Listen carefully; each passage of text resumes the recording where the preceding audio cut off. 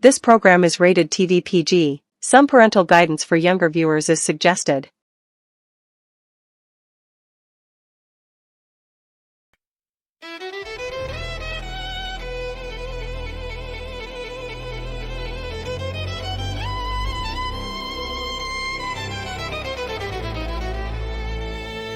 Live from Joyful Noise Studios in the heart of Freeport, Illinois, it's time to stop playing choice and start getting real. We're stripping away the filters, breaking the chains of perfection, and diving deep into grace that meets us in our mess. Whether you're walking on water or drowning in the deep end, there is a seat at this table for you.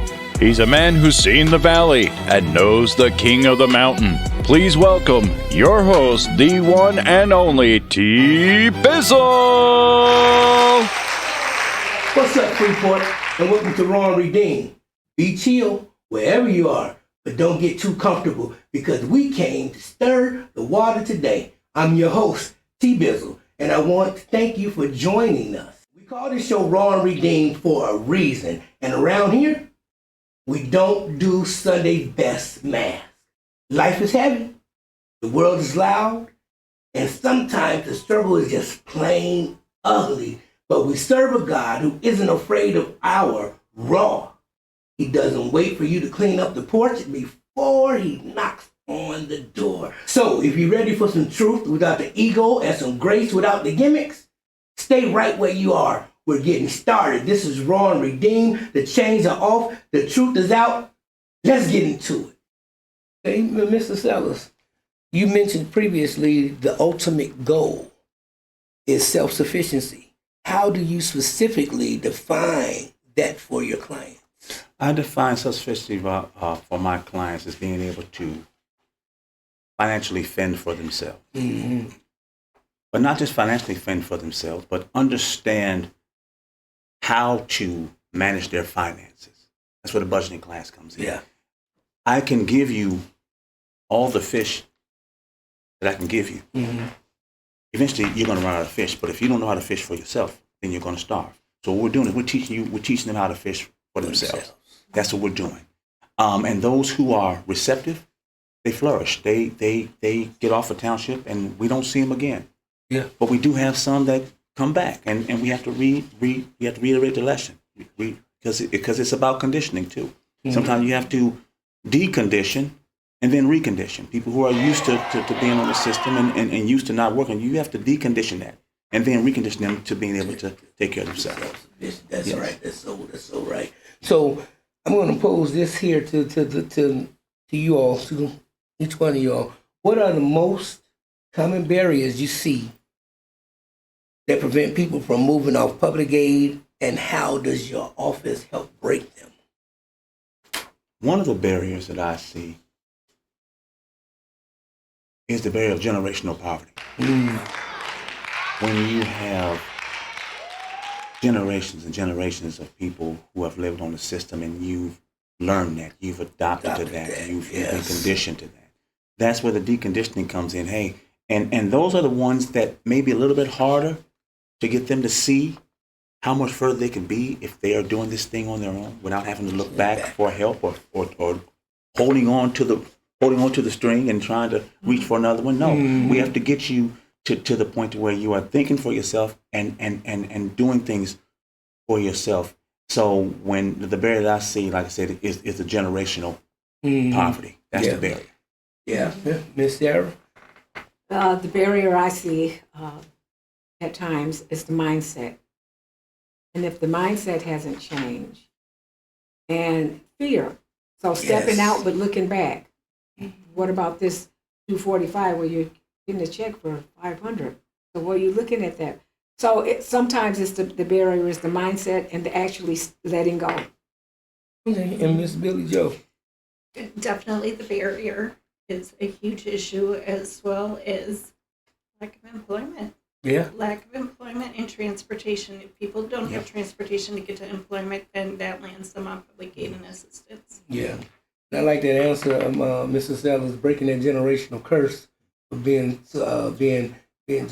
knowing that I watched parents grow up on public aid and public system that took care of us, so I don't know anything but different. So I'm going to keep on climbing that ladder. Right. So let me ask y'all, can you share a success story of a resident who moved from receiving aid to becoming fully self-sufficient? Gosh, we see them Any. frequently. Oh God, yeah, we see them frequently. Man, can I put my finger on one? If so, if you could, that'd be great. Well, there was a guy. He was a client of ours, and he was a friend of mine growing up, and we got him to working, and he told me, he said, "Man, how can I repay you, man, for getting me?" I said, "You can repay me by not looking back. Yes. Don't look back. Yeah. Keep going." And he hasn't been back with us since 2014. He's been constantly advancing himself. So that's one of the That's it. That's what. What about Miss Sarah? Do you? You know, we actually have people that they'll come back and say, "Hey, I got a job." And right now with the Jump Start, there's clients that have to go through that program and they're getting jobs. Yeah, they are. And we had a young lady that through the program, she got a job with the state. Yeah. So That's great. Miss Billy Joe. So I have had, even just this year, and we're only a quarter of the way into the year, I've lost several people due to getting jobs. So that's our mission. Freeport Township is a stepping stone. So they're here. Our client load is consistently changing because people are getting employment. Is it a high-paying professional job? Most of the times, no, but they are getting self-sufficient and they're moving on and they're maintaining. Yeah, that's great. That's so great. Mr. Sellers, does the township offer any financial literacy or budgeting workshops as part of your long-term support? Absolutely. Miss Sarah teaches a budgeting class, but here's the beauty of it. It's not just for township clients. Oh yeah. So it's for anyone.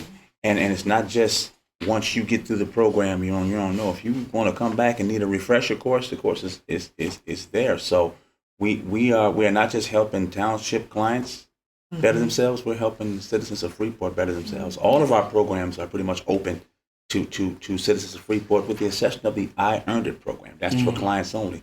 But Operation Jumpstart, anyone who's looking for employment can come to Operation Jumpstart, and Mr. Alan Jahari will help them. Yes. Hell yeah, that's great. And I like that answer. Now let me ask you this.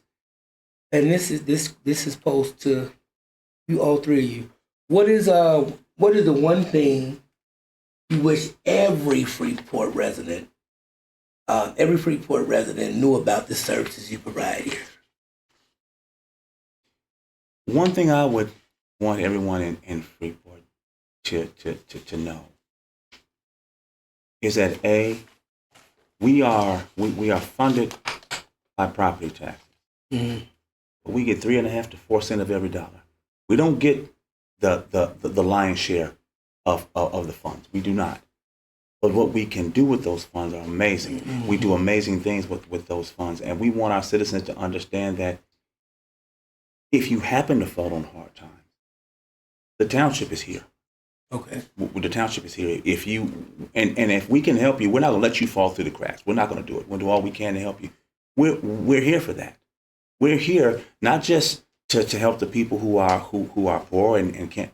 We're here to help everyone in Freeport through all of our programs. to understand the services and feel at liberty to either call or come in and sit down and get it explained as far as specifically what is available if you are not aware of what is available. And to understand that sometimes people get a little mixed up because they perceive something different.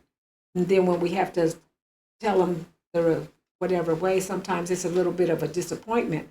But just to be able that everyone would know and understand what the provisions are, how we allocate everything, and to feel comfortable because we have an open door. Okay. Yes, we do. Okay. And finally, Miss Billy Joe. I would agree to both what Patrick said and what Miss Sarah said. Just the open door policy. If you have any questions or concerns regarding or Freeport Township, from the finances to the services that we offer, just call our office and ask us directly. Okay. And let me ask you this, and this question is posed to the three of you. We know in life that there are those who are willing to choose and try to scam or ride out the system for whatever reason, right? What skills or techniques do you employ to encourage this group to become self-sufficient and not milk the system as it's designed for the short term? They need to understand that we're always watching. We're government. We're always watching. And listening. And listening. So if you think you're getting away with something, you're not. You're not getting away with it. That was one of the best answers I heard in I don't know how long. If you want that check, and you think you're going to keep getting that $245 extra, You're not. You go to work, you're not, because they watching. We're watching. We watch everything. And everybody know everybody in Freeport, Yes. so you go see them at Walmart. Yes, we're watching. I'm sorry. Well, And DJ Life, that's what gets my goat. I'm sorry. Over the course of conversations, the clients tell on themselves Yeah, they too. do. Yeah, they tell themselves. Sit there, cash your check, you look over there, go past the stairs, sit right next to you. Oh my God, did I just come from your office signing this paper? And I'm sitting there with all these hundreds in my hand. Okay, I'm sorry. Pastor Lady, so what? I'm sorry. That's okay. We process everything. We investigate everything. Yes. And so sometimes when they come in, what about this? So pretty much they don't come back. Oh, wow. So I think, or they should know that we look into everything because we have to. Wow. Miss Billy Joe. Again, they tend to tell on themselves, not right away, but eventually they get comfortable and they start talking. So they tell on themselves, and like Sarah said, we investigate. We have to investigate because we have to be mindful of the taxpayers' dollars. Yes. Okay. And normally most people do tell on themselves because they talk too much. But and they get comfortable, and instead of understanding that you are the caseworker, they look at you as friends. Right. So, So you have a question here from the producer's desk. Somebody comes in, because this is Raw and Redeemed, we're going to keep it real with everybody. Mm-hmm. So and Patrick Sellers we in the know hot that seat. there are recreational elements, shall we say, Mm-hmm. drinking, Mm-hmm. smoking weed, Uh-huh. doing drugs. Mm-hmm. Somebody comes in that state, that condition, you can smell it, you can see it. What do you do first? It's obviously the reason they're there to begin with, because they can't stop. You have them there on this program for an extended period of time. Right. Right. How do we help them? I think another thing we should clarify on camera too is nobody gets any money in hand. They go directly to landlords or It's a voucher. Oh, that's Voucher good. system. Now, to get back to your question, how do you help them? First and foremost, we need to look at the elephant in the room. If you're on township assistance, how can you afford alcohol and marijuana? That's A. That's A. the point. Because we don't give you cash in hand, so apparently you have money somewhere. Mm-hmm.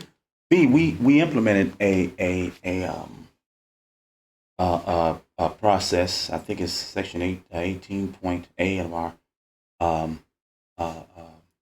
handbook, that if you are obviously intoxicated or smell like marijuana, we can terminate you.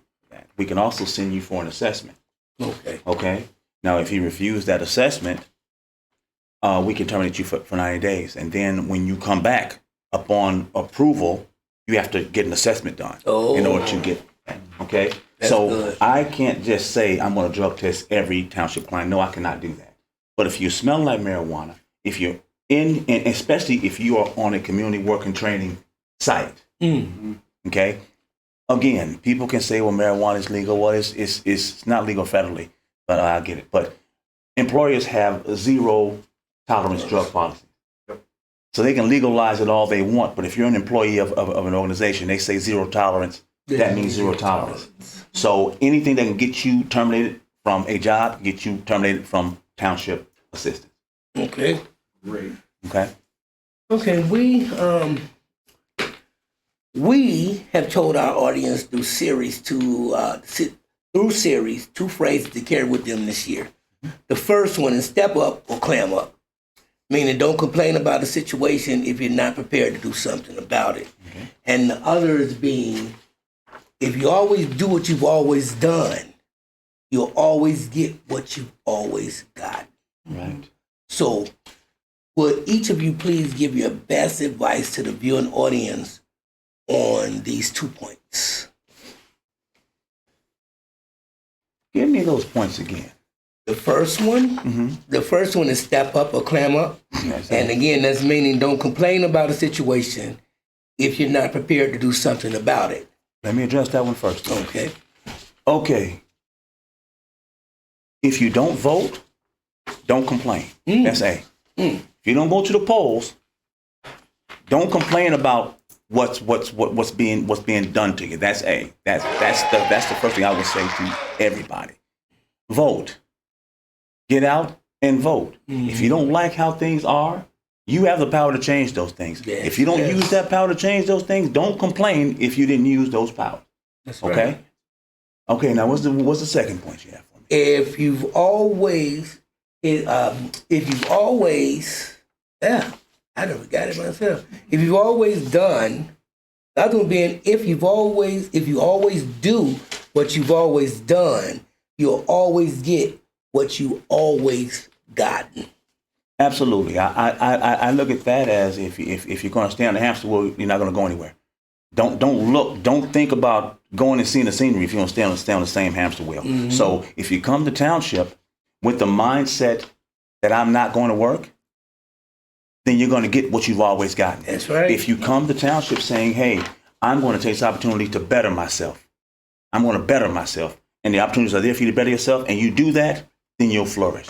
So that's what I... And let me say this, DJ Life, I've been waiting for one certain person to answer these questions. And she already know it. Okay, Pastor Sarah, it's your turn. Me? Yes. And step up or clam up. Well, either you're going to do it or you're not going to do it. There's consequences. And so, therefore, it's back in your corner that you make the decision. Okay. Not what I expected. This is Raw and Redeemed. I know Miss Elaine Shelton from Freeport, and I know she can give it to you if you want to give it to you. Okay, so the next one is... Let loose, Pastor. Yeah, that's what I wanted her to do. Let's get it. I want her to let loose. Okay, the next one is, if you always do what you've always done, you'll always get what you've always got. Well, that goes with, if you keep doing the same thing, then what do you expect? You're getting the same results. So either you want to change it or you keep getting the same results. But I cannot take on what you don't want or what you're doing. That's totally up to you. And so let's sit here and see how we can make it happen. Because you can, and then, to inspire them. Because you can do this. So let's see how we can make this happen. And at that point, they concede to a lot of times. Okay. Not what I wanted, not what I really expected. Because I wanted to get past Elaine Shelton, the coordinator at Freeport Township, and I wanted that past Elaine to kick in. Yeah. I wanted that. Let me say this. Because I'm the one that they see, sometimes, they want to come off where I got to put on my big girl clothes and say, hold up. Because I got to read the right to them, but I got to do it in dignity, and I have to do it professionally. Yeah. And it is like this. At this point, if you don't want to change it or whatever, you know what? That is totally up to you, sir. Yeah. But I cannot assist you at this time. Yeah. But we know that there's life and favor and grace and mercy in each client that you deal with. Yeah. We know. But we don't have a lot of that because that's why we've gotten down so low. Is because people have went on and they did change. They did change. I know I'm scared to walk up to Miss Elaine Shelton at church, so I can imagine what these people feel like they got to go in the office. Girl. I try to bypass her pew every week, but unfortunately I got to catch her. She got to stand right in front of me at the altar. Believe that, would you? I got to sit right in front of her at the altar, and we cross paths. I be sitting there shaking like if you did anything wrong, or if you did anything wrong, or said the wrong thing, or look funny. When she touch you, you better believe your body gonna shake and shiver. Anyway, I'm sorry. And that's gonna get my goat. That's gonna get my goat DJ. But anyway, Miss Billy Joe, you're up to bat now. Step up or clam up. So I feel if you're not going to step up to your situations and own your responsibilities, you're going to continue with the same outcome. So you either need to step up or step out. Mm-hmm. And that was it right there. Yeah. Own up to own up to it. You have to own up and take responsibility for the actions that caused you to be in this position. Absolutely. And the next one is this is a long one. If you've always, you know what? If you've always done, did I say that right, DJ? You always do. Yeah, if you always do what you've always done, you'll always get what you've always got. Absolutely. So you have to be willing to change your ways in order to get a different outcome. You don't change your ways, you're always going to get what you've done in the past and what you've gotten in the past. Mm-hmm. That's right. And that goes, and that's great because that goes along with accountability and setting healthy boundaries and holding yourself accountable for your actions, because you can only help them for so long and take them so far. You have to have a different mindset and willing to change in order to receive what we're offering you.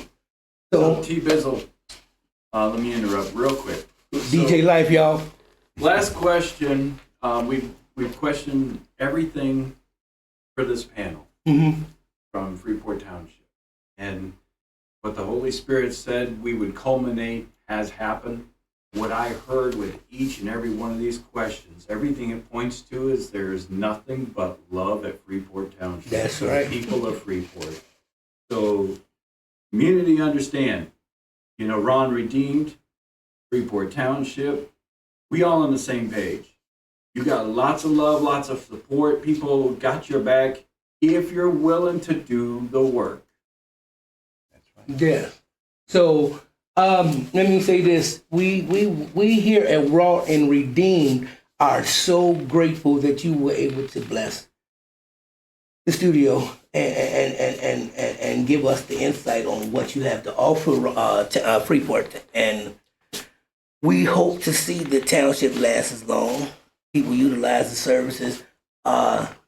Can you give the audience information, a number or an address or something to how to get in contact with you all?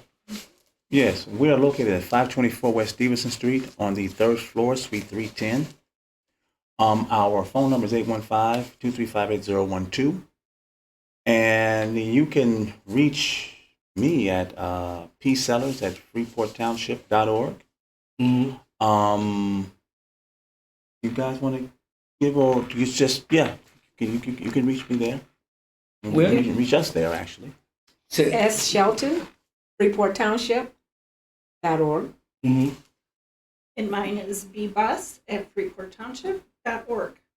Okay, and again, we would like to thank Mr. Patrick Sellers, Miss Elaine Shelton, and Miss Billy Joe Best for being guests on Raw and Redeemed. And until next time, we'll see you again.